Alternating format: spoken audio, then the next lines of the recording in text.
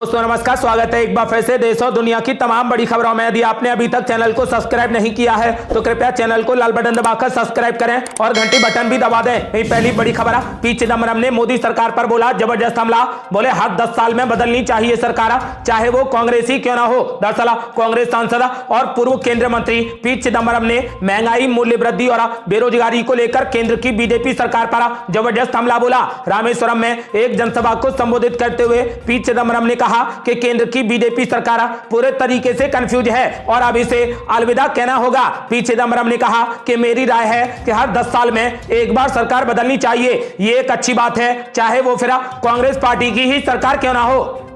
अगली बड़ी खबर, आज दिल्ली की सड़कों पर उतरेगी ममता बनर्जी की पार्टी। मोदी सरकार के खिलाफ होगा जोरदार हल्ला बोल। दरअसल केंद्र सरकार की तरफ से कथित तौर पर पश्चिम बंगाल के लिए फंड रोकने के खिलाफ तृणमूल कांग्रेस के नेता आज और कल दिल्ली में जोरदार प्रदर्शन करेंगे। टीएमसी नेताओं ने नई दिल्ली रेलवे स्टेशन पहुंचना शुरू कर दिया। दरअसल टीएमसी कथित तौर पर प्रधानमंत्री नरेंद्र मोदी की सरकार के जरिए मनरेगा और अन्य योजनाओं के लिए फंड रोकने के खिलाफ प्रदर्शन कर रही है। प्रदर्शन में हिस्सा लेने के लिए हजारों पार्टी कार्यकर्ताओं को बसों के जरिए कोलकाता से दिल्ली लाया जा रहा है। आज और कल ममता बनर्जी की पार्टी दिल्ली की सड़कों पर उतरकर हल्ला बोल करेगी।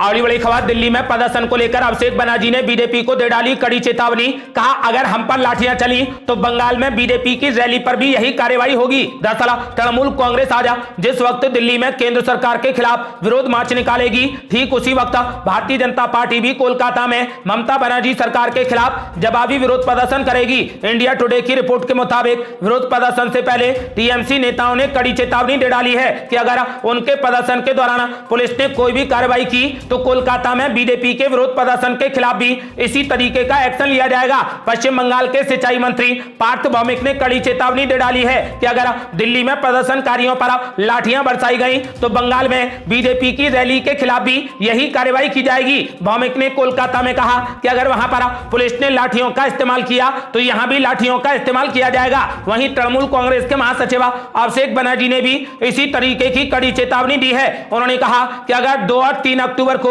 होने वाले विरोध प्रदर्शन में हमारे किसी भी कार्यकर्ता को निशाना बनाया जाता है तो परिणाम भुगतने के लिए तैयार रहें। अभिषेक बनर्जी ने कहा कि हम पूरे तरीके से जानते हैं कि ऐसे हमलों का जवाब कैसे देना है। अगली बड़ी खबर, कांग्रेस पार्टी ने चुनाव से ठीक पहले अजय माकन को सौंप दी बड़ी जिम्मेदारी, बना दिया कोषाध्यक्ष। दरअसल कांग्रेस पार्टी ने पवन कुमार बंसल की जगह अपने वरिष्ठ नेता अजय माकन को नया कोषाध्यक्ष नियुक्त कर दिया है। अजय माकन को राहुल गांधी का बेहद करीबी और विश्वास पात्र माना जाता है और कुछ महीने पहले ही राजस्थान के प्रभारी कांग्रेस महासचिव के पद से इस्तीफा देने के बाद से वो पार्टी में किसी भी पद पर नहीं थे। आपको बता दें कि अब उन्हें पवन बंसल की जगह पर कोषाध्यक्ष नियुक्त कर दिया गया है।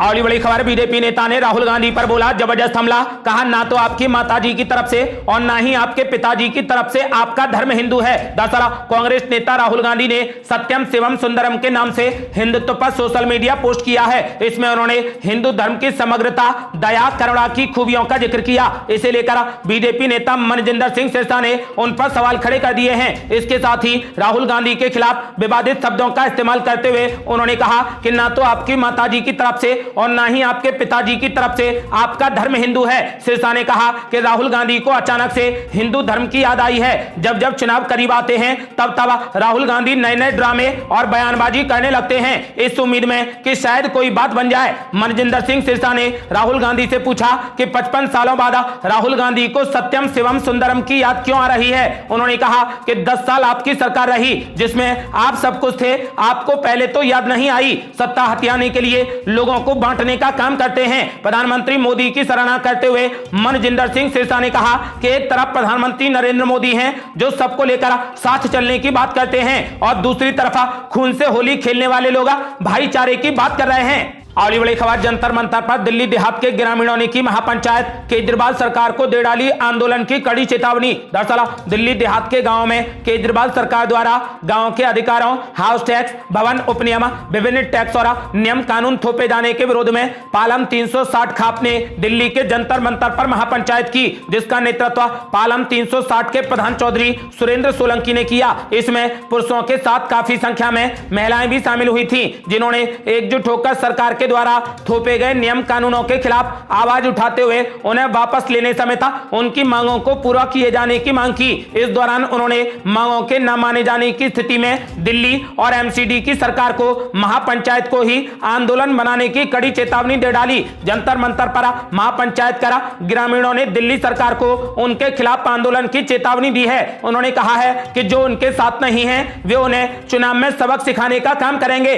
अगली बड़ी खबर, पुरानी पेंशन योजना के लिए आंदोलन कर रहे सरकारी कर्मचारियों को मिला आम आदमी पार्टी और किसान नेता राकेश टिकैत का समर्थन। रामलीला मैदान में पहुंचे संजय सिंह और राकेश टिकैत। दरअसल दिल्ली के रामलीला मैदान में पुरानी पेंशन स्कीम की बहाली की मांग को लेकर कई राज्यों के सरकारी कर्मचारी इकट्ठा हुए हैं। रामलीला मैदान में इस वक्त सरकारी कर्मचारियों की जमकर भीड़ लगी है। सभी मोदी सरकार से आंदोलन के जरिए पुरानी पेंशन स्कीम बहाल करने की मांग कर रहे हैं। वहीं अब इस आंदोलन को राजनीतिक पार्टियों का भी साथ मिल गया है। लाखों की संख्या में मौजूदा सरकारी कर्मचारियों को अब आम आदमी पार्टी का पूर्ण समर्थन मिल गया है। दिल्ली के रामलीला मैदान में आम आदमी पार्टी के सांसद संजय सिंह ने सरकारी कर्मचारियों का स्वागत किया। उन्होंने मंच से उनका अभिवादन किया और उन्हें अपना पूरा समर्थन देने की बात कही। आम आदमी पार्टी सांसद संजय सिंह के साथ मंच पर किसान यूनियन के नेता राकेश टिकैत भी दिखाई दिए। उन्होंने भी सरकारी कर्मचारियों के आंदोलन का समर्थन किया है। संजय सिंह ने कहा कि देश के कर्मचारियों ने पुरानी पेंशन बहाली को लेकर मोदी सरकार के खिलाफ मोर्चा खोल दिया है। 40 दिन विधायक सांसद रहने वाले को पूरी जिंदगी पेंशन मिलती है तो फिर 40 साल काम करने वाले कर्मचारियों को पेंशन क्यों नहीं मिलती। संजय सिंह ने ऐलान कर दिया है कि अरविंद केजरीवाल ने ऐलान किया है कि जहां पर आम आदमी पार्टी का शासन होगा वहां पर पुरानी पेंशन योजना को लागू कर दिया जाएगा।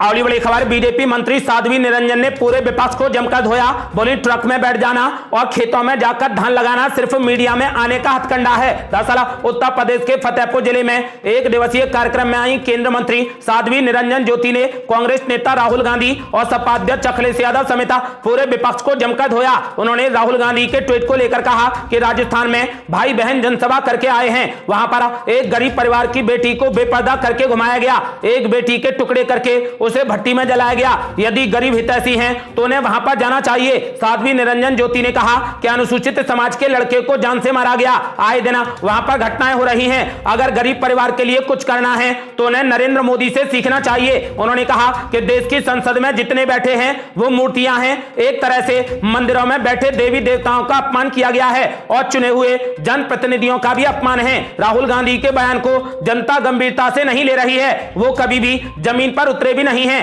केंद्र मंत्री ने कहा कि ट्रक में बैठ जाना, खेत में जाकर धान लगाना सिर्फ मीडिया में आने का हथकंडा है। किसानों की दिक्कतें क्या होती हैं वो बीजेपी वालों से पूछें। राहुल गांधी किसानों की वास्तविकता को नहीं जानते। उन्होंने कहा कि संसद में जो सांसदों के लिए बोला गया है वो बहुत दुर्भाग्यपूर्ण बयान है और आज तक उन्होंने माफी तक नहीं मांगी है। कांग्रेस के राष्ट्रीय अध्यक्ष मल्लिकार्जुन खड़गे के बेटे सत्य सनातन संस्कृति का विरोध कर रहे हैं, उदयनिधि स्टालिन के साथ में खड़े हो रहे हैं, वो क्यों नहीं बोलेंगे क्योंकि उनकी मानसिकता यही है। तो वहीं अखिलेश यादव के बयान पर तंज कसते हुए साध्वी निरंजन ज्योति ने कहा कि बीजेपी को हटाने और देश के विकास को रोकने का यह बड़ा षड्यंत्र हो रहा है। पहले भी कांग्रेस के साथ में लड़े थे, बसपा के साथ भी लड़े, उन्हें करारी हार का सामना करना पड़ा। इसके अलावा आम आदमी पार्टी नेता संजय सिंह के बयान पर कटाक्ष करते हुए उन्होंने कहा कि मनीष सिसोदिया और सत्येंद्र जैन पहले यह बताएं कि वो किस लिए जेल गए हैं। आपको बता दें कि उन्होंने ऐलान कर दिया है कि एक बार फिर से आएंगे तो मोदी ही।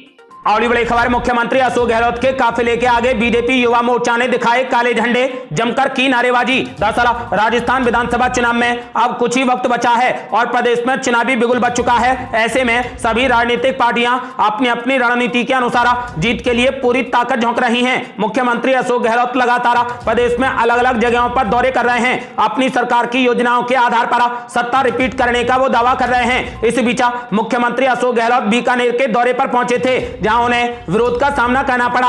बीजेपी के युवा मोर्चा के कार्यकर्ताओं ने काफिले के आगे काले झंडे दिखाए और अशोक गहलोत मुर्दाबाद के जमकर नारे लगाए। विधानसभा चुनाव अब जैसे जैसे करीब आ रहे हैं वैसे वैसे राजनीतिक पार्टियां व उनके कार्यकर्ता व राजनेताओं का सड़कों पर विरोध शुरू हो गया है। मुख्यमंत्री अशोक गहलोत के बीकानेर दौरे के दौरान काले झंडे दिखाकर नारे लगाने का वीडियो अब सोशल मीडिया पर जमकर वायरल हो रहा है।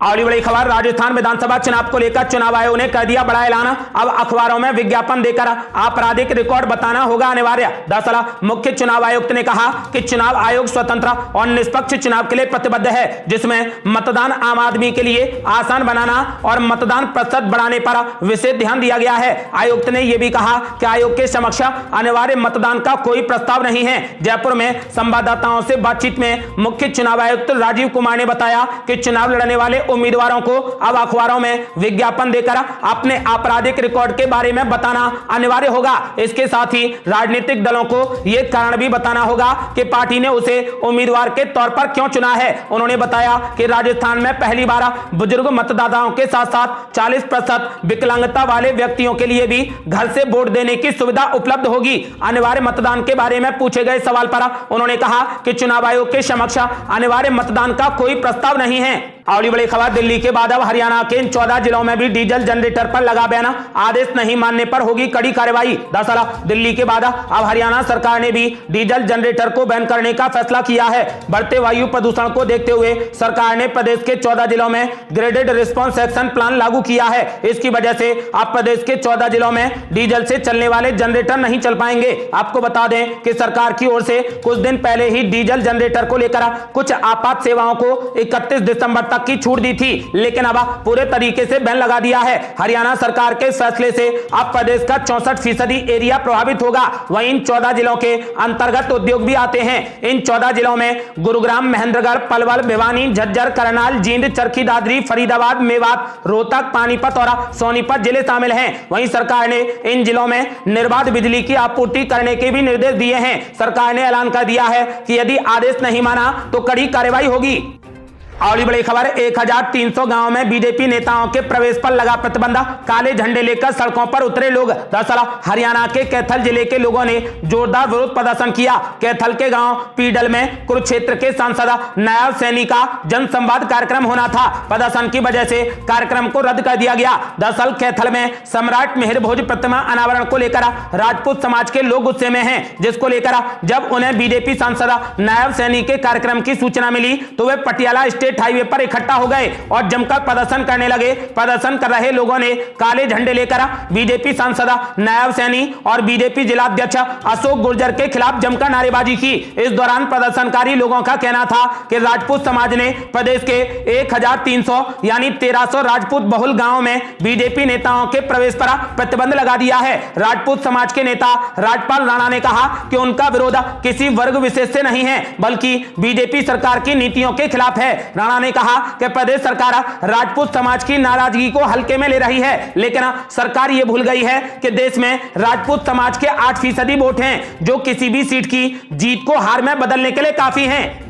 अगली बड़ी खबर, छत्तीसगढ़ में प्रधानमंत्री मोदी के दौरे से ठीक पहले कांग्रेस पार्टी ने पीएम मोदी को दे दिया बड़ा झटका। 3 अक्टूबर को बस्तर बंद करने का कर दिया ऐलान। दरअसल प्रधानमंत्री नरेंद्र मोदी 3 अक्टूबर को बस्तर के दौरे पर पहुंच रहे हैं। उनके आगमन से ठीक पहले छत्तीसगढ़ के मुख्यमंत्री भूपेश बघेल और कांग्रेस के प्रदेश अध्यक्ष दीपक बैज ने एक प्रेस कॉन्फ्रेंस करा। प्रधानमंत्री नरेंद्र मोदी पर गंभीर आरोप लगाए। मीडिया से बातचीत करते हुए कांग्रेस नेता दीपक बैज ने कहा कि बीजेपी की अगुवाई वाली केंद्र की मोदी सरकार बस्तर स्थित नगरनार स्टील प्लांट बेचने जा रही है। यह बस्तर के लोगों की भावनाओं के खिलाफ है। उन्होंने कहा कि मोदी सरकार अपने मित्रों को फायदा पहुंचाने के लिए बस्तर नगरनार स्टील प्लांट बेचने की योजना बना रही है। इसीलिए नगरनार स्टील प्लांट बेचने के विरोध में 3 अक्टूबर को पूरा बस्तर बंद किया जाएगा। कांग्रेस के इस ऐलान पर पलटवार करते हुए छत्तीसगढ़ के पूर्व मंत्री और बीजेपी के प्रदेश प्रवक्ता केदार कश्यप ने बीजेपी कार्यालय में प्रेस वार्ता के दौरान बड़ा बयान दिया। केदार कश्यप ने कहा कि नगरनार में स्टील प्लांट का निजीकरण होने नहीं दिया जाएगा। बीजेपी भी इस प्लांट के निजीकरण के पक्ष में नहीं है। कांग्रेस निजीकरण को लेकर केवल मुद्दा बनाने का काम कर रही है, जबकि पहले ही केंद्र सरकार से इस प्लांट के निजीकरण को रोकने के लिए बीजेपी नेताओं की तरफ से केंद्रीय इस्पात मंत्री को ज्ञापन सौंपा गया है। केदार कश्यप ने आरोप लगाया कि 3 अक्टूबर को बस्तर में प्रधानमंत्री मोदी की सभा होनी है। ऐसे में सभा को प्रभावित करने के उद्देश्य से कांग्रेस घटिया राजनीति कर सर्व आदिवासी समाज के द्वारा बुलाए गए बंद का समर्थन करने की बात कह रही है, जिससे प्रधानमंत्री मोदी की सभा को प्रभावित कर सके, लेकिन ऐसा बिल्कुल नहीं होगा। उन्होंने कहा कि बस्तरवासी प्रधानमंत्री मोदी की सभा को लेकर बेहद उत्सुक हैं। ऐसे में सभा को इस बंद से कोई भी प्रभाव नहीं पड़ेगा। अगली बड़ी खबर, राहुल गांधी ने छेड़ा हिंदुत्व का तारा तो बीजेपी नेता अनुराग ठाकुर ने बोल दिया जबरदस्त हमला। दरअसल कांग्रेस नेता राहुल गांधी ने सोशल मीडिया प्लेटफॉर्म एक्स पर हिंदू धर्म को लेकर लिखे अपने एक आर्टिकल की कॉपी शेयर की है। इस आर्टिकल में उन्होंने हिंदू का मतलब भी बताया। सत्यम शिवम सुंदरम टाइटल वाले इस आर्टिकल में उन्होंने लिखा कि हिंदू इतना कमजोर नहीं होता जो हिंसा का माध्यम बने। इस आर्टिकल को लेकर केंद्रीय मंत्री अनुराग ठाकुर ने राहुल गांधी का नाम लिए बिना उन पर जबरदस्त हमला बोला। उन्होंने कहा कि कुछ लोगों की जिंदगी और राजनीति हिंदू विरोध की धुरी पर टिकी है। वो हिंदू को हीन करने और राम को काल्पनिक सिद्ध करने के लिए तन मन और धन से समर्पित रहे हैं। आज वो झूठे आवरण में हिंदुत्व का प्रवचन दे रहे हैं। वो ये भूल रहे हैं कि ये नया भारत है जो धार्मिक आक्रांताओं को पहचानता भी है और उन्हें दर्पण दिखाना भी जानता है। अनुराग ठाकुर ने कहा कि चुनावी हिंदू रूपी कालनेमी ने आज जब हमारे धैर्य और भावनाओं की लक्ष्मण रेखा लांगी है, उनका भेद खुला है और जनता ने जवाब दिया है। हिंदुत्व हमें सद्भाव सिखाता है, सर्व कल्याण की भावना जगाता है। हिंदू धर्म और हिंदुत्व पर लंबे लेख लिखना आसान है, मगर हिंदुत्व को जीवन में उतारना, आचरण में लाना, उसे जीना एक चुनावी हिंदू के बस की बात नहीं है। अगली बड़ी खबर, उपेंद्र कुशवाहा ने कर दी बड़ी भविष्यवाणी। बोले जेडीयू में पड़ने वाली है बड़ी फूट। हमारे संपर्क में है जेडीयू के कई सांसद, विधायक और मंत्री। दरअसल जेडीयू से अलग होने के बाद उपेंद्र कुशवाहा ने शुरुआत में ही ये बात कही थी कि मुख्यमंत्री नीतीश कुमार की पार्टी में बड़ी फूट पड़ने वाली है। उनके बयान के बाद जेडीयू से कई नेताओं ने साथ छोड़ भी दिया। रविवार को अब रोहतास पहुंचे उपेंद्र कुशवाहा ने एक बार फिर से बड़ी भविष्यवाणी कर दी है। उपेंद्र कुशवाहा ने संजौली में आयोजित कार्यकर्ता सम्मेलन में मुख्यमंत्री नीतीश कुमार पर जमकर भड़ास निकाली। कुशवाहा ने कहा कि जेडीयू नाम की पार्टी का अस्तित्व समाप्त होने वाला है। दुनिया की कोई भी ताकत अब उसे खत्म होने से नहीं रोक सकती। उन्होंने आगे कहा कि जनता दल यूनाइटेड के कई सांसद, विधायक, यहां तक कि मंत्री भी उनके संपर्क में हैं। इतना ही नहीं, कई लोग भारतीय जनता पार्टी और आरजेडी के भी संपर्क में हैं। उपेंद्र कुशवाहा ने कहा कि जैसे ही नीतीश कुमार की पार्टी टूटती है, सभी अपनी अपनी जगह जाने को आतुर हैं, क्योंकि सभी को ऐसा लगता है कि जेडीयू की नाव पर सवार होकर चुनाव को पार नहीं किया जा सकता। उन्होंने यह भी बताया कि किस चीज का इंतजार किया जा रहा है। उपेंद्र कुशवाहा ने कहा कि जेडीयू के सभी बड़े लीडर मुहूर्त के इंतजार में हैं कि कब जेडीयू की नाव डूबे और सभी लोग उससे कूद कर अपनी अपनी जगह चले जाएं। अगली बड़ी खबर, प्रधानमंत्री मोदी आज राजस्थान और मध्य प्रदेश का करेंगे दौरा, कई परियोजनाओं की देंगे सौगात। दरअसल प्रधानमंत्री नरेंद्र मोदी आज राजस्थान और मध्य प्रदेश का दौरा करेंगे। इस दौरान प्रधानमंत्री दोनों राज्यों में कई विकास परियोजनाओं की शुरुआत करेंगे। प्रधानमंत्री कार्यालय ने कहा कि पीएम मोदी आज राजस्थान में लगभग 7,000 करोड़ रुपए और मध्य प्रदेश में लगभग 19,260 करोड़ रुपए की विकास परियोजनाओं का उद्घाटन और शिलान्यास करेंगे। पीएमओ ने कहा कि राजस्थान के चित्तौड़गढ़ की अपनी यात्रा के दौरान प्रधानमंत्री मोदी मेहसाणा भटिंडा गुरदासपुरा गैस पाइपलाइन का उद्घाटन करेंगे, जिसे 4,500 करोड़ रुपए की लागत से बनाया गया है। प्रधानमंत्री आबू रोड में हिंदुस्तान पेट्रोलियम कॉर्पोरेशन लिमिटेड के एलपीजी संयंत्र का भी उद्घाटन करेंगे। यह संयंत्र प्रतिवर्ष 86 लाख सिलेंडर वितरित करेगा। इसके अलावा प्रधानमंत्री मोदी और भी कई विकास परियोजनाओं का उद्घाटन और शिलान्यास करेंगे। आपको बता दें कि आज प्रधानमंत्री राजस्थान और मध्य प्रदेश के दौरे पर रहेंगे। ये थी अब तक की बेहद बड़ी खबरें। रोजाना की ताजा खबरों को जानने और हमसे जुड़ने के लिए चैनल को लाल बटन दबाकर सब्सक्राइब करें और घंटी बटन भी दबा दें। जल्दी मिलते हैं बड़ी अपडेट के साथ, तब तक के लिए जय हिंद, जय भारत।